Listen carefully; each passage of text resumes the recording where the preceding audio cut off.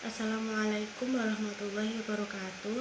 Perkenalkan, nama saya Novita Cherunisa, NIM 2021-12071 dari kelas 3B, ingin mempresentasikan tentang pemeriksaan biaya dibayar di muka dan pajak dibayar di muka.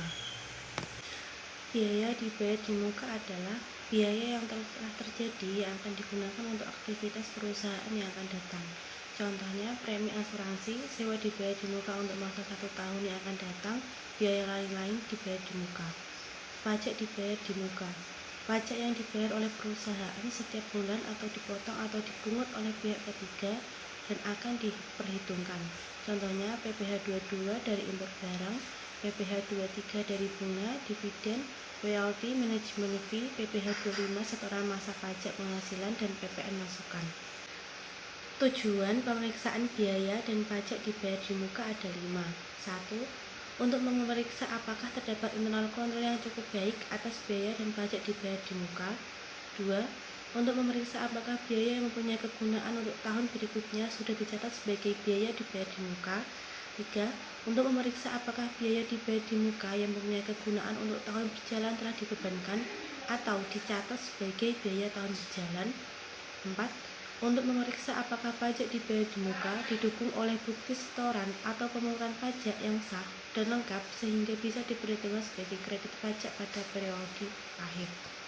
5. Untuk memeriksa apakah penyajian biaya dan pajak dibayar di muka dalam laporan keuangan sudah sesuai dengan standar akuntansi keuangan di Indonesia. Prosedur pemeriksaan biaya dan pajak dibayar di muka yang disarankan. Prosedur pemeriksaan dibagi atas prosedur complication test dan prosedur substantif test. Pembahasan prosedur pemeriksaan untuk substantif test akan dibagi dalam beberapa bagian, yaitu sewa dibayar di muka, premi asuransi dibayar di muka, biaya advertensi dibayar di muka, dan pajak dibayar di muka. Dalam praktiknya, prosedur pemeriksaan yang dibahas di sini harus disesuaikan dengan kondisi perusahaan yang audit. Prosedur pemeriksaan untuk complication test. 1. Pelajari dan evaluasi internal kontrol atas biaya dan pajak dibayar di muka. A. Dalam hal ini, internal kontrol questionnaires yang digunakan tercakup dalam internal kontrol atas pengeluaran kas dan setara kas. 1. Apakah setiap pembayaran yang menyangkut biaya dan pajak dibayar di muka didukung oleh bukti-bukti yang sah dan lengkap? 2. Apakah pembayaran tersebut diotorisasi oleh pejabat perusahaan yang berwenang? 3. Apakah bukti setoran pajak, faktur pajak masukan, bukti pemotongan pajak oleh pihak ketiga difile dengan baik dan rapi? 4. Apakah lease agreement difile dengan baik dan rapi? B. Lakukan tes transaksi atas biaya dan pajak dibayar di muka. Yang digunakan sebagai sampel biasanya adalah bukti yang pengeluaran kas dan bank dan sampel cukup dipilih secara random. 2. Tarik kesimpulan mengenai internal kontrol atas biaya dan pajak dibayar di muka. Jika dari tes transaksi auditor tidak menemukan sesuatu kesalahan, maka auditor bisa menyimpulkan bahwa internal kontrol atas biaya dan pajak dibayar di muka berjalan efektif. Karena itu, substantif test atas perkiraan biaya dan pajak dibayar di muka bisa dipersempit. Prosedur pemeriksaan substantif sewa dibayar di muka ada 7. 1. Minta rincian schedule prepaid rent per tanggal laporan posisi keuangan. 2. Cek ketelitian perhitungan matematis. 3. Cocokkan saldo prepaid rent per tanggal laporan posisi keuangan dengan saldo buku besar prepaid rent. 4. Cocokkan saldo awal prepaid rent dengan kertas kerja diperiksa tahun lalu. 5. Lakukan vouching untuk pembayaran di prepaid rent di tahun berjalan dan periksa lease agreement, atau jika sudah dilakukan complication test, refer ke kertas kerja complication test. 6. Opt-in atau cocokkan total yang dibebankan sebagai biaya sewa di buku besar biaya sewa. Dalam hal ini, biaya sewa yang langsung dibebankan ke perkiraan biaya sewa atau tanpa melalui prepaid rent, jumlah biaya sewa di buku besar akan terlihat lebih besar. 7. Buat usulan audit adjustment jika diperlukan. Prosedur pemeriksaan biaya dan pajak dibayar di muka yang disarankan. Prosedur pemeriksaan substantif premi asuransi dibayar di muka ada 10. 1. Minta rincian prepaid insurance per tanggal laporan posisi keuangan. 2. Cek mathematical accrual. 3. Cocokkan saldo prepaid insurance per tanggal laporan posisi keuangan dengan saldo buku besar. 4. Cocokkan saldo awal prepaid insurance dengan kertas kerja pemeriksaan tahun lalu. 5. Lakukan QC untuk pembayaran premi asuransi di tahun berjalan. Perhatikan apakah ada diskon untuk pembayaran tersebut. 6. Periksa polis asuransi dan cocokkan data dalam polis asuransi dengan rincian prepaid insurance. 7.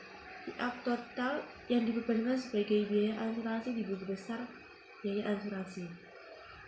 8. Periksa apakah nilai pertanggungan cukup atau tidak, dalam arti tidak terlalu besar atau tidak terlalu kecil.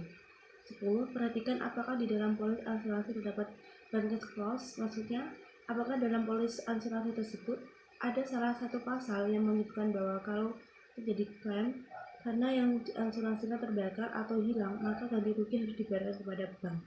Terakhir, buat usulan audit adjustment jika diperlukan. Prosedur pemeriksaan substantif prepaid advertising. 1. Minta rincian prepaid advertising per tanggal laporan posisi keuangan. 2.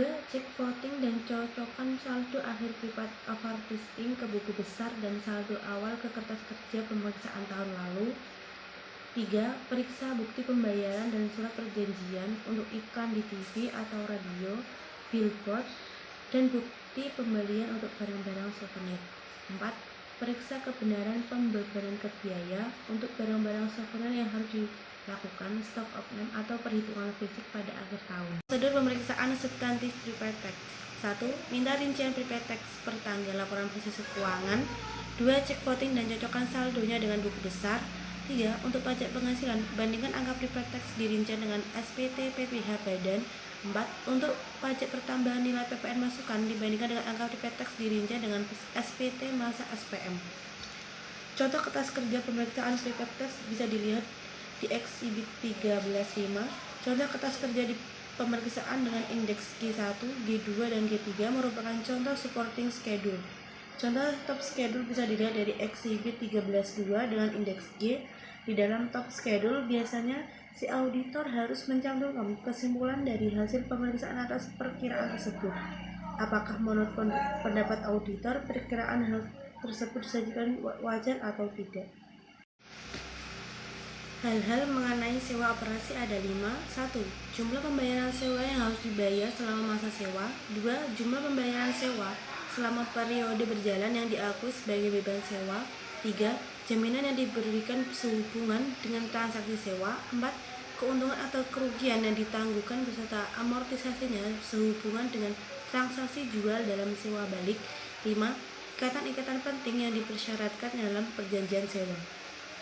Sedangkan bagi lessor, pembayaran sewa selama tahun berjalan dari lease harus diakui sebagai pendapatan sewa. Pendapatan sewa harus diakui dan diukur berdasarkan metode garis lurus sepanjang masa sewa. Meskipun pembayaran sewa guna usaha mungkin dilakukan dalam jumlah yang tidak sama setiap periode. Sekian presentasi dari saya. Wassalamualaikum warahmatullahi wabarakatuh.